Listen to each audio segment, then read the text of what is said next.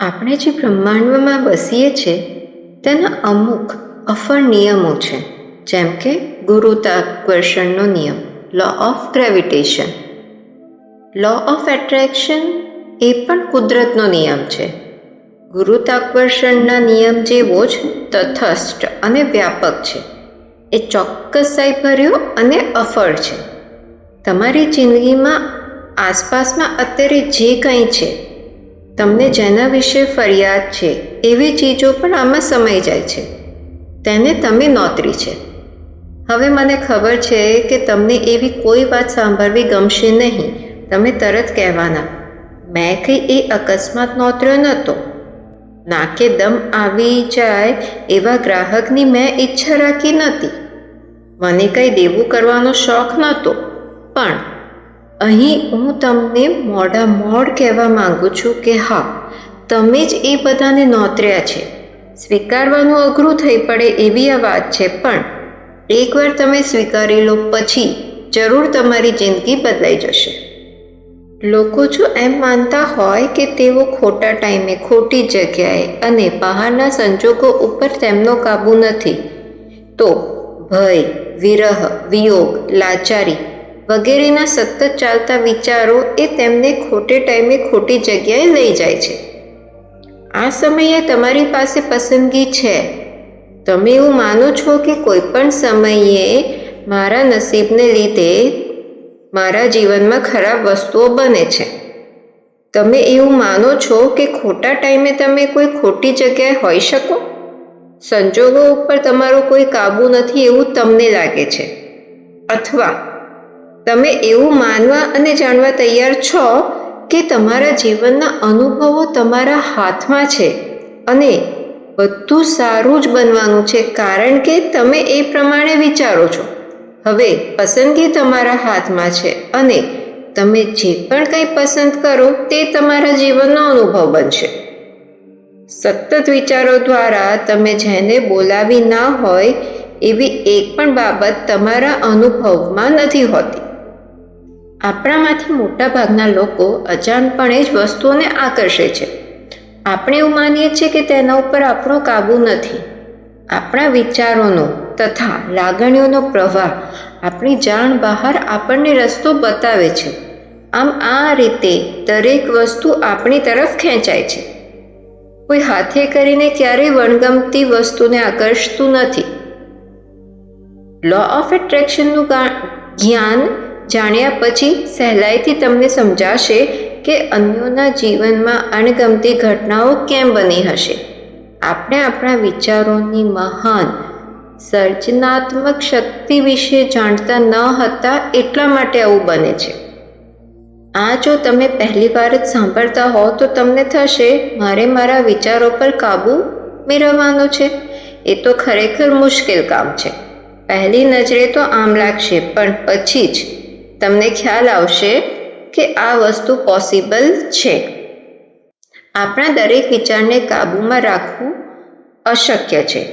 સંશોધકો કહે છે કે દરરોજ આપણે 60,000 વિચારો આવે છે. જરાક વિચારો, આ 60,000 વિચારોને કાબૂમાં રાખવા જાઓ તો તમે કેટલા થાકી જાઓ.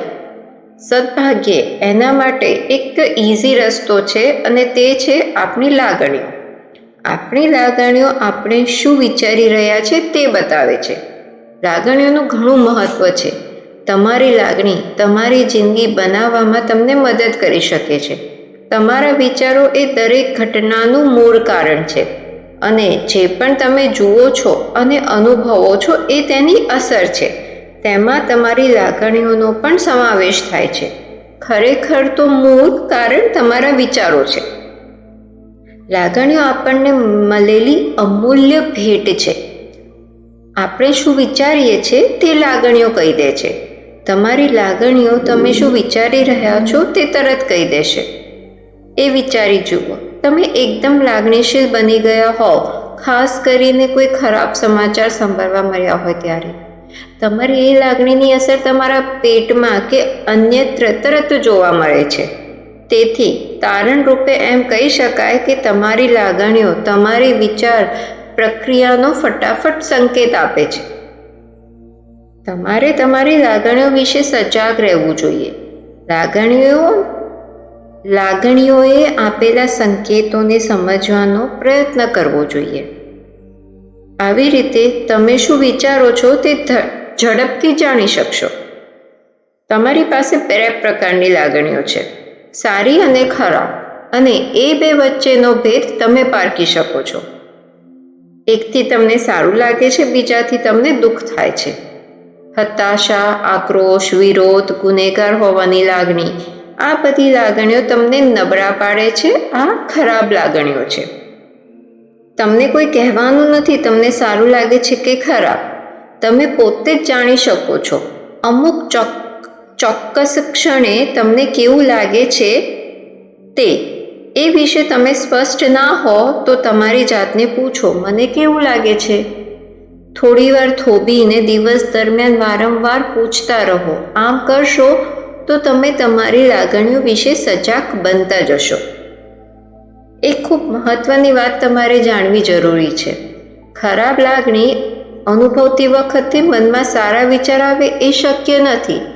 એમાં તો આ નિયમ ભંગ થાય, કારણ તમારા વિચારો તમારી લાગણીનું કારણ છે. તમને ખરાબ લાગણી થાય છે કારણ તમે એવા વિચાર કરો છો જેનાથી તમને ખરાબ લાગે છે. તમારા વિચારો તમારી ફ્રીક્વન્સી નક્કી કરે છે અને તમારી લાગણીઓ તમને તરત જણાવે છે તમે કઈ ફ્રીક્વન્સી પર છો. જ્યારે તમે ખરાબ લાગણી અનુભવો છો ત્યારે તમે એ ફ્રીક્વન્સી પર છો. જ્યારે તમે વધુ ખરાબ વસ્તુઓને આકર્ષો છો ત્યારે લો ઓફ એટ્રેક્શન તમને ખરાબ વસ્તુઓના વધારે દ્રશ્યો મોકલીને તમને વધુ ખરાબ લાગણીઓનો અનુભવ કરાવે છે.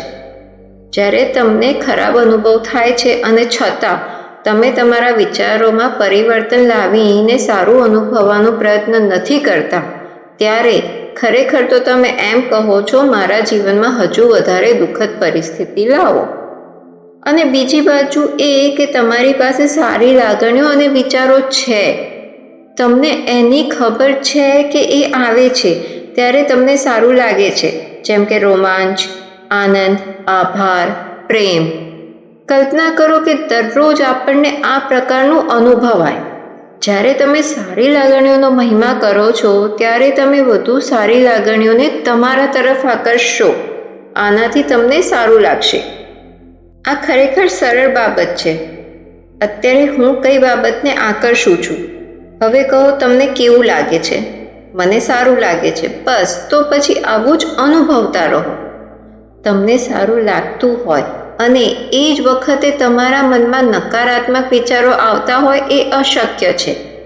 તમને સારું લાગે છે કારણ તમારા મનમાં સારા વિચારો આવે છે.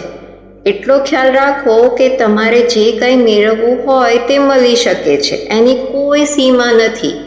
Health, wealth, prosperity, family, relationship, spirituality, આ બધું જ તમને ભરપૂર માત્રામાં મળી શકે છે. પણ એની એક શરત છે, તમારે સારું અનુભવવું પડશે.